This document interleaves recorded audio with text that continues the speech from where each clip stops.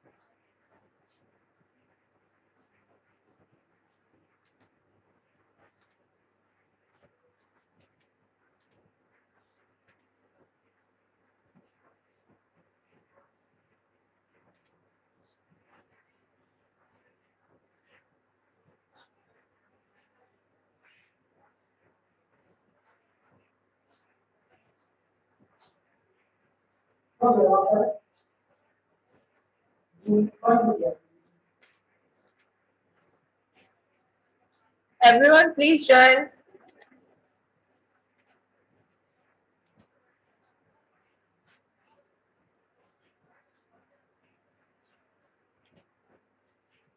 Oh.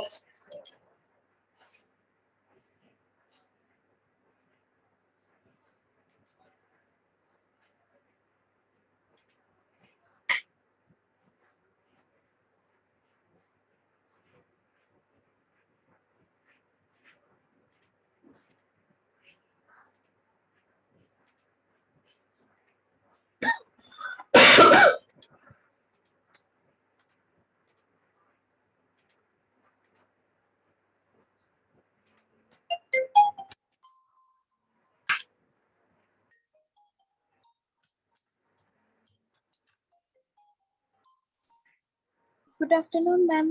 Good afternoon. Join करने बोलो सबको। हाँ बोल। हेलो। না না আমি ঠিক यस আছে, मैम। কোনো ক্লাস নিচ্ছি। ঠিক আছে।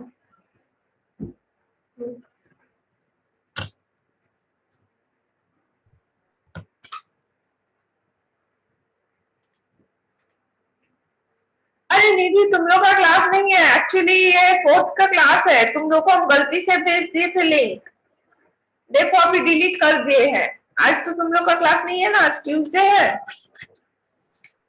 Okay ma'am. तुम लोग लीव कर जाओ, अभी हम नोटिस किए। वो फोर्थ का है, कम्युनिकेशन का क्लास। सॉरी। ठीक है ma'am. Okay, thank you. Thank you ma'am. Okay, thank you, thank you.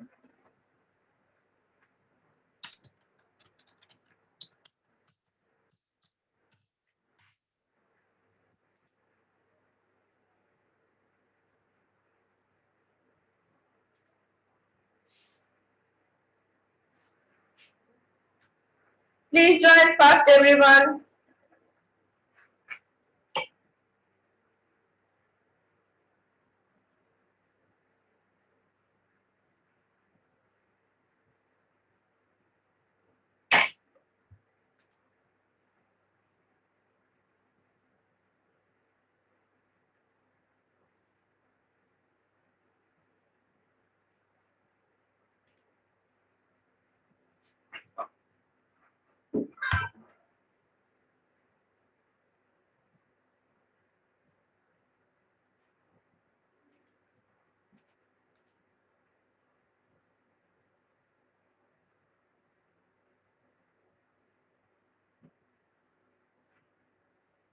क्या हुआ, अभी तक कोई ज्वाइन क्यों नहीं किया? खाली 2 जन, बाकी जन कहाँ है? ज्वाइन करने बोलो।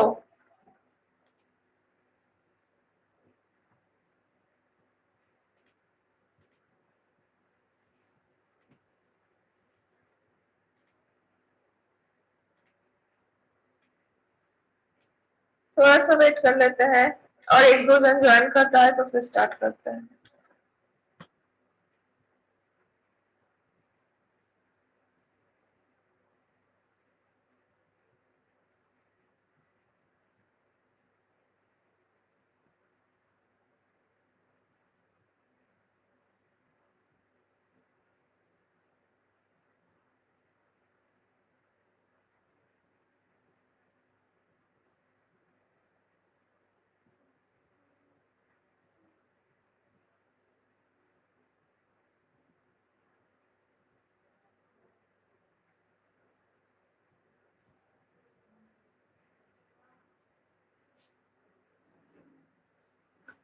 ओके,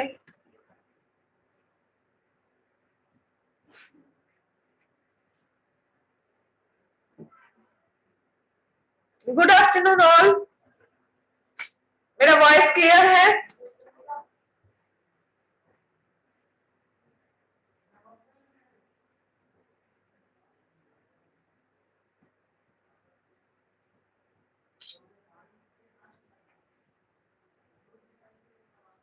मेरा वॉइस क्लियर है?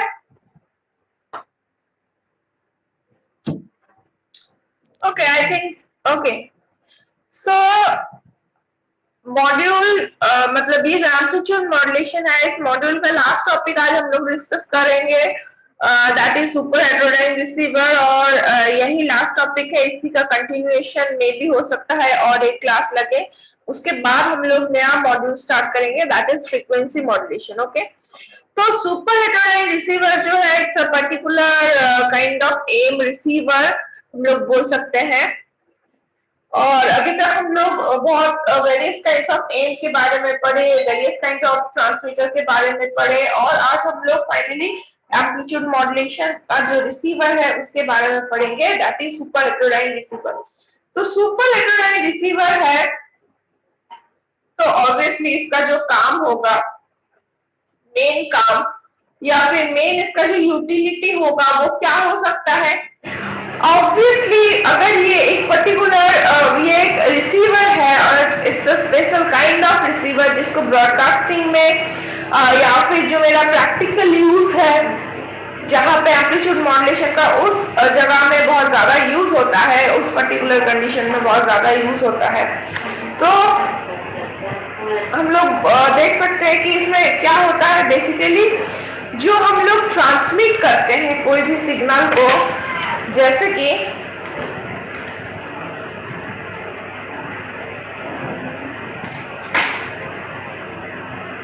हम लोग क्या बोलते हैं कि हम लोग का क्या होता है, एक टीएक्स साइड होता है जो कि मेरा ट्रांसमीटर है, एक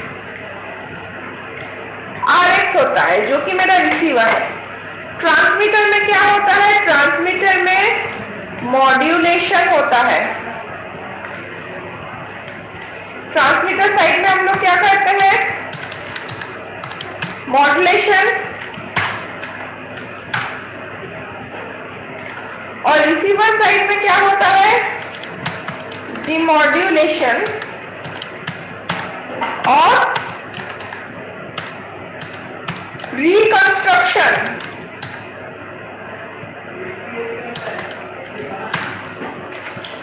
तो बेसिकली क्या होता है, जस्ट अ सेकेंड,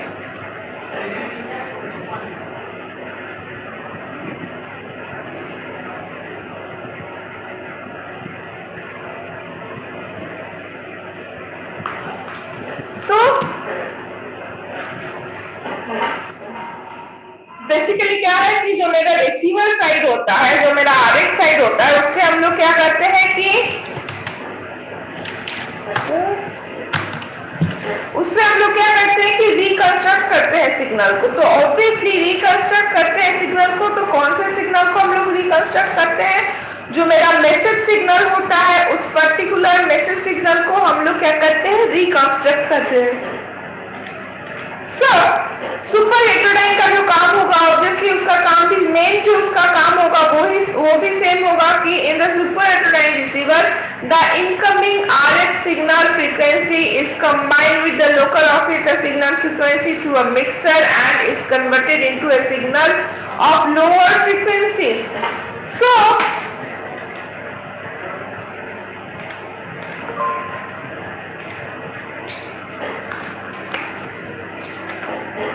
कौन है,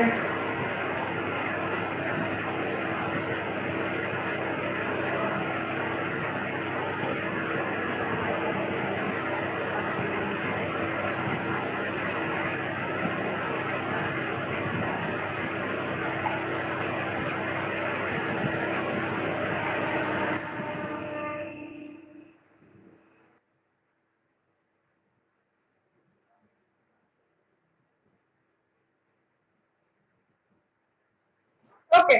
सो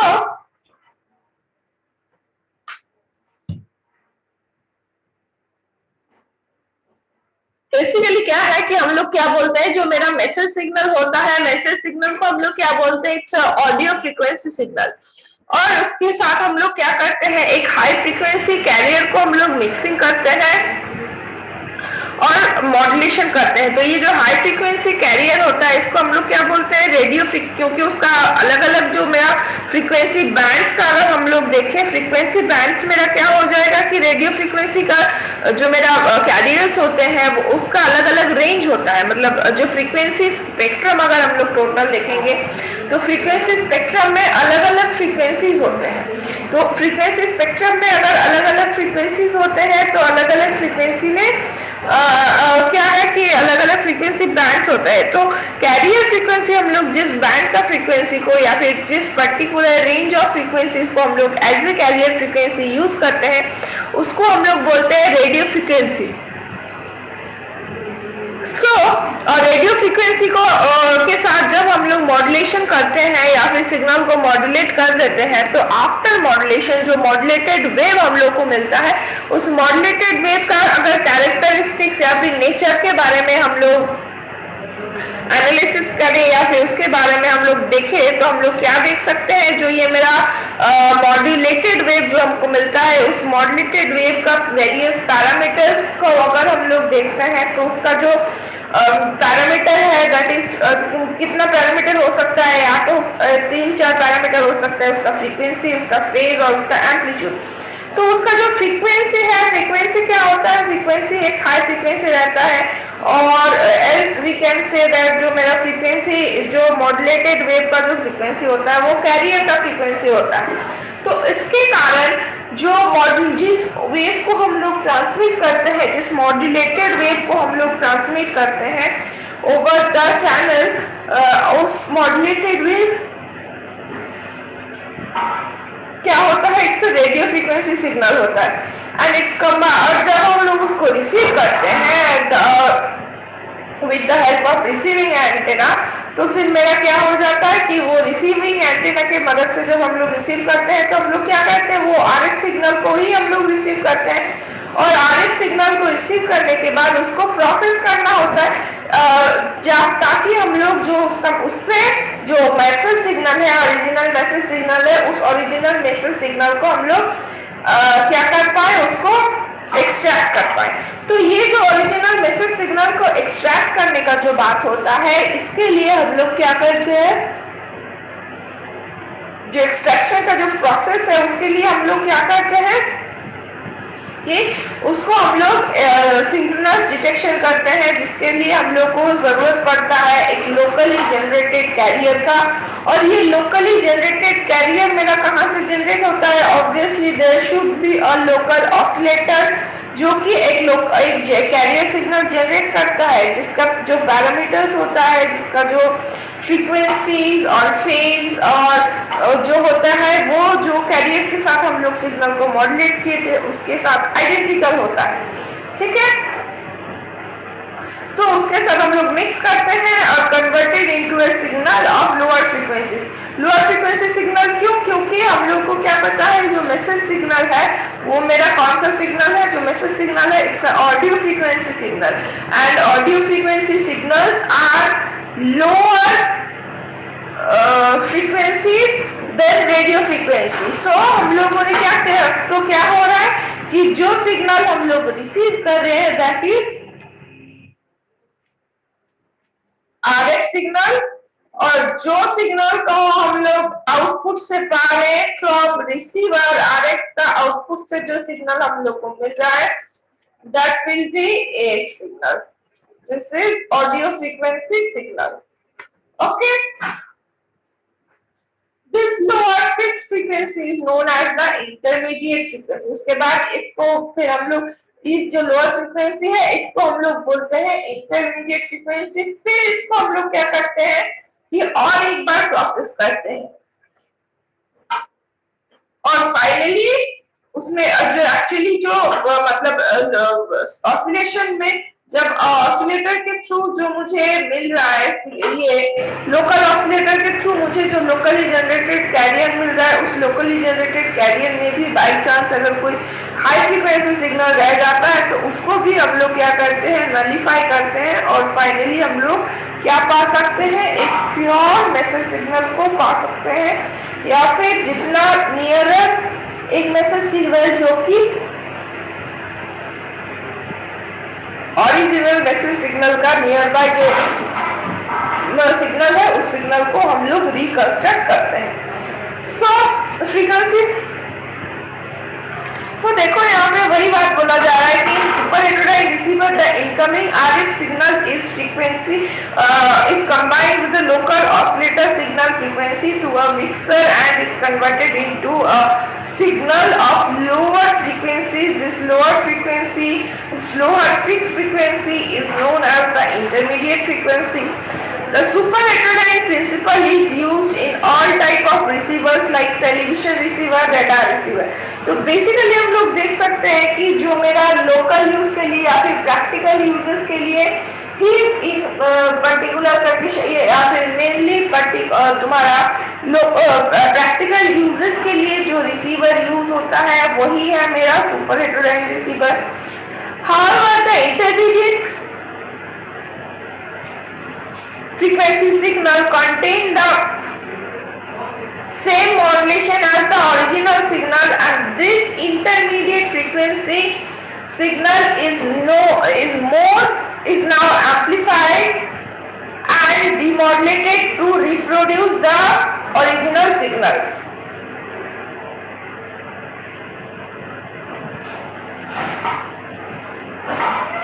तो क्या है ये जो इंटरमीडिएट फ्रीक्वेंसी है, ये इंटरमीडिएट फ्रीक्वेंसी का क्या है, अगर हम लोग क्राइटेरिया देखें कि ये जो पर्टिकुलर फ्रीक्वेंसी है इसका क्या क्राइटेरिया है, तो मेन क्राइटेरिया जो होता है या फिर मेन जो नेचर होता है ये इंटरमीडिएट फ्रीक्वेंसी का, वो क्या है कि इसका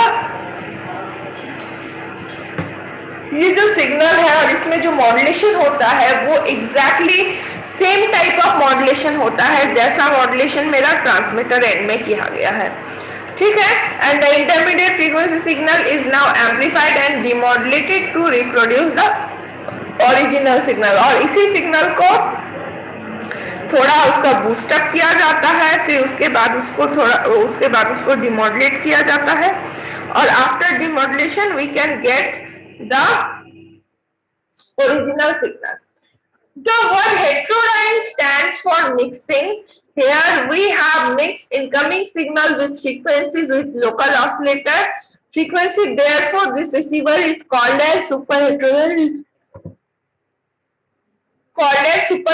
receiver. तो इसका नाम सुपर हेटेरोडाइन रिसीवर इसलिए है क्योंकि हम लोग नॉर्मल जो डिमॉड्यूलेशन का प्रोसेस है उसको छोड़ के भी इसको और एक बार एक्स्ट्रा हम लोग क्या करते हैं कि एक्स्ट्रा इसको एक बार मिक्सिंग करते हैं विथ एक्सटर्नल फ्रीक्वेंसीज जो कि लोकली जनरेटेड होता है एट द रिसीवर एंड।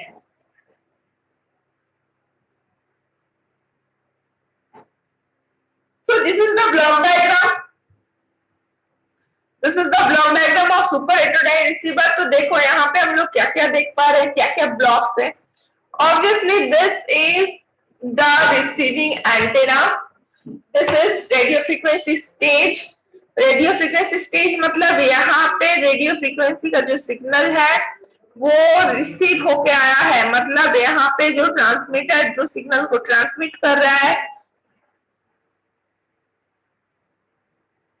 उस सिग्नल को रिसीव करने के लिए यहाँ पे हम लोग एक तो रिसीविंग एंटेना लगाए हुए हैं, और रिसीविंग एंटेना के साथ साथ जो प्रोसेस होगा वो रिसीविंग एंटेना का कंट्रोलिंग जो हो रहा है वो कहाँ पे हो रहा है, इस पर्टिकुलर ब्लॉक में हो रहा है, and that's why this particular is known as the RF stage, क्योंकि रेडियो फ्रीक्वेंसी का यहाँ पे प्रोसेसिंग हो रहा है या फिर रिसीविंग हो रहा है, तो उसके साथ क्या है इसको मिक्सिंग करना पड़ेगा। तो ऑब्वियसली इसके साथ क्या मिक्सिंग करेंगे, ये जो लोकल ऑसिलेटर है इस लोकल ऑसिलेटर में जो एक कैरियर सिग्नल को जनरेट किया जाएगा उसको मिक्स किया जाएगा।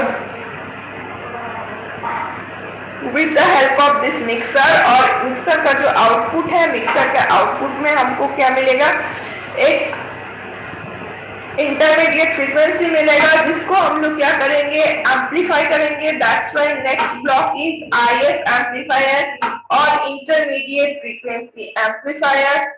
उसके बाद उसको डिमॉड्यूलेट किया जाएगा, इसीलिए नेक्स्ट ब्लॉक इज डिमॉड्यूलेटर। उसके बाद देखो क्या हुआ कि ऑडियो एम्पलीफायर, ऑब्वियसली डिमॉड्यूलेशन के बाद जो सिग्नल हमको मिला दैट इज ऑडियो सिग्नल, उसको थोड़ा पहले एम्पलीफाई किया गया with the help of audio amplifier. उसके बाद उसके पावर को बूस्ट अप किया गया, that's why we use power amplifier. And finally this is my loud speaker, जिससे हम लोग जो साउंड को कैप्चर किए हैं या फिर प्रोसेस किए हैं, उसको हम लोग रिसीविंग एंड में जो कोई भी बैठा हुआ है उसको हम लोग सुना सकते हैं। For the faithful transmission or faithful communication for the purpose of, so this is the block diagram of super heterodyne receiver. Now let's see क्या लिखा हुआ है यहाँ पे। गेन कंट्रोल है, AGC मतलब ऑटोमेटिक गेन कंट्रोल। तो let's see, in a super heterodyne receiver a constant frequency difference is maintained between local oscillator, this is local oscillator, signal frequency and incoming RF signal frequency through capacitance tuning circuit। तो यहाँ पे एक ये जो तीनों देखो यहाँ पे जो दिया हुआ है कि तीन अलग अलग स्टेजेस है। क्या है, यहाँ पे रेडियो फ्रीक्वेंसी स्टेज है, यहाँ पे मिक्सर का एक स्टेज है और यहाँ पे एक लोकल ऑसिलेटर का स्टेज है। तो ये लोकल ऑसिलेटर में जो सिग्नल जनरेट हो रहा है it's a radio frequency signal. तो तीनों सिग्नल जो है, जो यहाँ पे ये इस ब्लॉक का और इस ब्लॉक का और इस ब्लॉक का, ये जो तीनों ब्लॉक में जो सिग्नल्स हैं, ये तीनों ब्लॉक का सिग्नल्स में जो फ्रीक्वेंसी का जो डिफरेंस होगा वो काफी लेस होगा, बहुत नियर बाय फ्रीक्वेंसीज होंगे। तो इसीलिए क्या करना पड़ता है कि ये जो नियर बाय फ्रीक्वेंसीज है, लेकिन तीनों को हम लोग को सेपरेट रखना पड़ेगा सो दैट मिक्सिंग ना हो जाए, सो दैट ओवरलैपिंग ना हो जाए। तो उसके लिए हम लोग क्या करते हैं कि एक ट्यूनिंग सर्किट का यूज करते हैं with the help of some capacitor, जिस और या फिर with the help of some gang capacitor. ठीक है, तो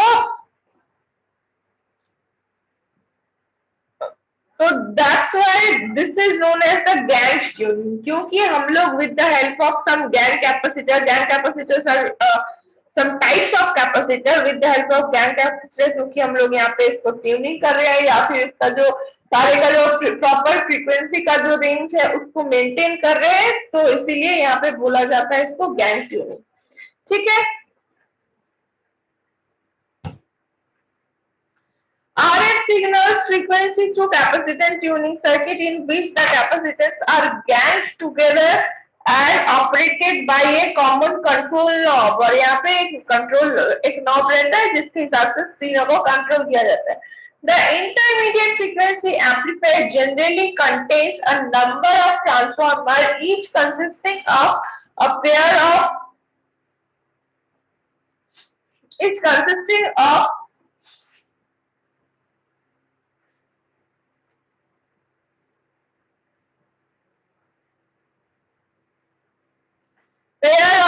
म्यूचुअली कपल्ड ट्यून सर्किट। अब देखो जो कैपेसिटर है, यहाँ पे देखो क्या होता है, जो मेरा IF फ्रीक्वेंसी एम्पलीफायर है, IF फ्रीक्वेंसी एम्पलीफायर में हम लोग क्या कर रहे हैं, जो एम्पलीफिकेशन हो रहा है, एम्पलीफिकेशन प्रोसेस किससे हो रहा है, with the help of transformer. ठीक है, तो with the help of transformer amplification कैसा होगा, हम लोगों को क्या पता है, जो ट्रांसफार्मर होते हैं, ट्रांसफार्मर क्या होता है, दो टाइप ऑफ कॉइल होते हैं, एक होता है प्राइमरी कॉइल, दूसरा होता है सेकेंडरी कॉइल। तो अगर प्राइमरी कॉइल और ट्रांसफार्मर का अगर हम लोग देखेंगे सिंबल, तो ट्रांसफार्मर का सिंबल कुछ इस तरीके से दिखता है। ठीक है, ट्रांसफार्मर का सिंबल कुछ इस तरीके से दिखता है। तो ट्रांसफार्मर का सिंबल में हम लोग को और क्या पता है कि एक साइड होता है जिसमें नंबर ऑफ टर्न्स, ये जो कॉइल्स है, ये कॉइल पे नंबर ऑफ टर्न्स ज्यादा होता है, एक साइड में क्या होता नंबर ऑफ टर्न्स कम होते हैं, उसके हिसाब से हम लोग क्या बोलते हैं, ट्रांसफार्मर का प्राइमरी एंड सेकेंडरी कॉइल होता है, और ये दोनों कॉइल में से एक कॉइल को प्राइमरी कॉइल बोला जाता है, दूसरे कॉइल को सेकेंडरी कॉइल बोला जाता है। And depending on the number of turns in primary and secondary coils, हम लोग ट्रांसफार्मर को या तो स्टेप अप ट्रांसफार्मर या तो स्टेप डाउन ट्रांसफार्मर, ये दोनों कैटेगरी में डिवाइड कर सकते हैं।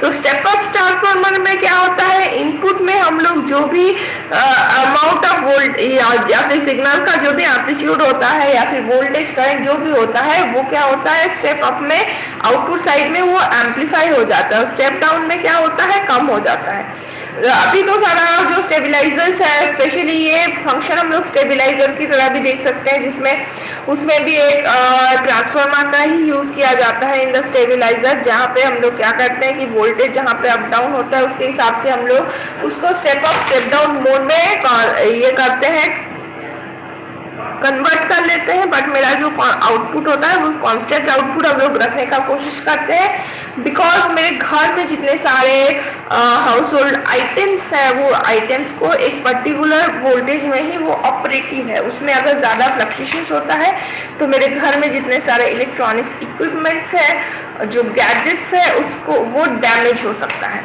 ठीक है, सो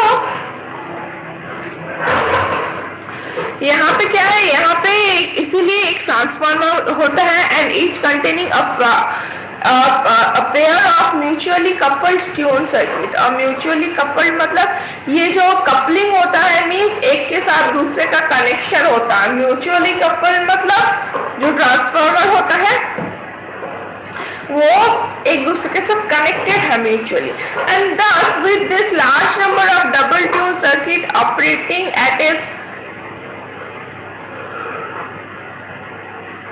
specially chosen frequency, the IF amplifier provides the most of the gain and bandwidth requirement of receiver। तो इससे क्या होता है कि हम लोग को आउटपुट में बहुत हाई गेन प्रोवाइड होता है, और उसका जो हाई गेन भी प्रोवाइड होता है, और गेन का जो प्रोवाइड होता है वो उसका जो मेंटेनिंग होता है या फिर उसका जो सर्टेन लेवल में उसका वैल्यू का मेंटेनेंस भी उसी से होता है। तो इसीलिए हम लोग इस ब्लॉक को क्या बोलते हैं, ऑटोमेटिक गेन कंट्रोल और एजीसी।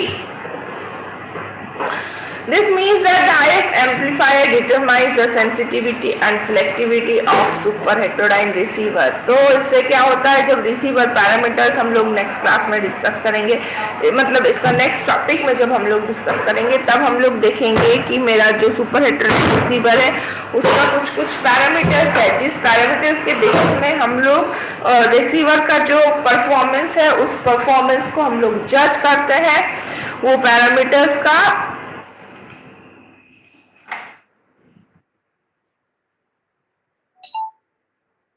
इस पर्टिकुलर पैरामीटर्स के बेसिस में हम लोग उसका परफॉर्मेंस को जज करते हैं, वो पैरामीटर्स में क्या इफेक्ट हो रहा है वो हम लोग देखेंगे। Since the characteristics of the IF amplifier are independent of the incoming frequency to which the receiver is tuned, the selectivity and sensitivity of the super heterodyne receiver are quite uniform throughout its tuning range and not subject to the variation like a TRF receiver। और क्योंकि इतना सारा tuning circuit यहाँ पे use होता है super heterodyne receiver में, तो इसीलिए क्या है कि इसका जो रिसीवर पैरामीटर्स होता है वो मेंटेन होता है uniformly through out the range. ठीक है, जितना या फिर through out the time period, जितना टाइम पीरियड में वो रिसीवर काम कर रहा है। Further, since the IF amplifier works at the fixed IF frequency, the design of this system is quite easy to provide high gain and constant bandwidth। और क्योंकि यहाँ पे जो सुपर हेटेरोडाइन रिसीवर में क्योंकि सारा जो सर्किट ले है, जो सर्किट्स है या फिर इसका जो वर्किंग का जो कंडीशन है या फिर वर्किंग का जो कॉन्सेप्ट है, क्योंकि वो सारा कॉन्सेप्ट या जो बहुत क्या बोलेंगे बहुत हेल्पफुल है, उसमें गेन और बैंडविड्थ बहुत प्रॉपर्ली मेंटेन होता है। इसी के कारण क्या होता है सुपर हेटेरोडाइन रिसीवर हम लोग क्या करते हैं, डे टू डे लाइफ में प्रैक्टिकली इसको बहुत ज्यादा यूज हम लोग करते हैं। Because of its narrow bandwidth, the IF amplifier rejects all other frequencies except the intermediate frequency। और इसका जो हर एक जो चैनल होता है, चैनल का जो बैंडविड्थ होता है वो काफी नैरो होता है, जिसके कारण क्या होता है कि सिर्फ इंटरमीडिएट जो फ्रीक्वेंसी होता है उस पर्टिकुलर इंटरमीडिएट फ्रीक्वेंसी को ही वो पास करा सकता है और बाकी फ्रीक्वेंसी को वो स्टॉप कर देता है। And actually this rejection process reduces the risk of interference from other stations or sources। और क्या होता है, क्योंकि यहाँ पे जो नॉइज का कैंसिलेशन है वो नॉइज का कैंसिलेशन बहुत स्ट्रॉन्ग वे में होता है, तो इसीलिए यहाँ पे नॉइज के कारण जो डिस्टरबेंस या फिर जो इंटरफेरेंस कोई भी डिवाइस को या फिर सिस्टम को फेस करना पड़ता है, उसका चांसेस यहाँ पे बहुत कम होता है। या फिर जो नियर बाय चैनल्स है या फिर नियर बाय सोर्सेज है या फिर नियर बाय स्टेशंस है, उससे भी जो नॉइज का इंट्रोडक्शन होने का जो चांसेस है वो काफी घट जाता है। In fact, the selection process is the key to the super heterodyne receiver exceptional performance। और इसी के कारण सुपर हेटेरोडाइन रिसीवर इतना एफिशिएंट वे में काम करता है और इसका जो क्या बोलेंगे, इसका जो परफॉर्मेंस है वो इतना अच्छा रहता है और जिसके कारण सुपर हेटेरोडाइन रिसीवर को डे टू डे लाइफ में इतना ज्यादा इन्वॉल्व किया जाता है या फिर इतना ज्यादा इसका यूज किया जाता है।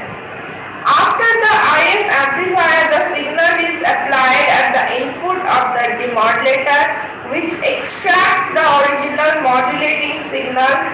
This audio signal is amplified by an audio amplifier to get a particular voltage level। तो इसलिए क्या है कि ब्लॉक डायग्राम में भी हम लोग देखें यहाँ पे कि ये जो आईएफ एम्पलीफायर के बाद डिमॉड्यूलेशन हुआ, डिमॉड्यूलेशन के बाद यहाँ पे हम लोग क्या किए, ऑडियो एम्पलीफायर को यूज किए हैं। ऑडियो एम्पलीफायर का मेन फंक्शन होता है कि जो सिग्नल हम लोग रिसीव किए हैं उस सिग्नल का जो वोल्टेज लेवल है वो एक पर्टिकुलर लेवल तक उसको अप करे, सो दैट उसको मतलब पावर एम्पलीफायर से एम्पलीफिकेशन करने के बाद एक reasonable amount of voice signal हम लोग रिसीवर एंड में प्रोवाइड कर पाए, या फिर वहाँ पे जो कोई भी बैठा हुआ है वो उसको एक रीजनेबल अमाउंट में वॉइस सुनाई देना चाहिए। ठीक है। After IF amplifier a signal is applied at the input of demodulator which extract the original modulating signal and this signal amplified by audio amplifier the particular voltage level। This amplified audio signal is further applied by a power amplifier to get a specified power level so that it may activate the loudspeaker, and the loudspeaker is a transducer which converts the audio electric signal into audio sound signal, and thus the original signal is reproduced, that is the original transmission is received। ठीक है। तो finally क्या होता है कि audio जो transmit हम लोग किए थे सेम सिग्नल को ये सारे प्रोसेस की मदद से उसको रिसीव किया गया, फिर उसका प्रोसेस किया गया और फाइनली वो जो ट्रांसमीटर रिसीवर एंड में जो कोई भी है उसको सुनाई देने के लिए उसको हम लोग बाय लाउड स्पीकर से उसको सुनाए। अब क्या है कि फ्रीक्वेंसी पैरामीटर्स अब जो मेरा है कि यहाँ पे कैसे कैसे टाइप ऑफ फ्रीक्वेंसीज का यूज होता है in the super heterodyne receiver अगर हम लोग देखें। यहाँ पे हम लोग देख सकते हैं कि यहाँ पे दो फ्रीक्वेंसी बैंड्स यूज होता है बेसिकली, मीडियम वेव और MW एंड शॉर्ट वेव और SW। अभी तुम लोग आई डोंट नो, पता नहीं तुम लोग अभी देख पाओगे कि नहीं, लेकिन अगर कहीं पे भी तुम लोग को पुराने जमाने का अगर रेडियो मिल जाए, जो दादाजी लोग का जमाने वाला जो रेडियो था,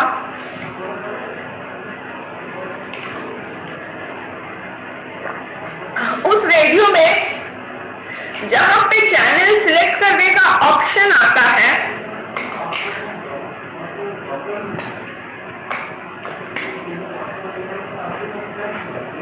जहां पे बैंड सिलेक्ट करने का ऑप्शन आता है, वहां पे देखना बहुत सारा बैंड लिखा हुआ रहता है, MW, FW, MW, SW, FW, ये सब करके लिखा हुआ रहता है। तो ये जो लिखा हुआ रहता है उसका सिग्निफिकेंस क्या है? This is the significance. MW stands for medium wave, SW stands for short wave, ठीक है। और उसके बाद मीडियम और शॉर्ट वेव में देखो, जैसे यहाँ पे कैरियर का रेंज दिया हुआ है, मीडियम वेव के लिए कितना है 535 किलोहर्ट्ज से 1650 किलोहर्ट्ज। तो देखना पहले उस पर्टिकुलर बैंड को सिलेक्ट करना होता है, उसके बाद एक व्हील टाइप का रहता है जिसको मूव करा के हम लोग क्या करते हैं कि फ्रीक्वेंसी को सिलेक्ट करते हैं। और उस पर्टिकुलर हर एक चैनल का हम लोगों को क्या पता है कि पर्टिकुलर फ्रीक्वेंसी होता है।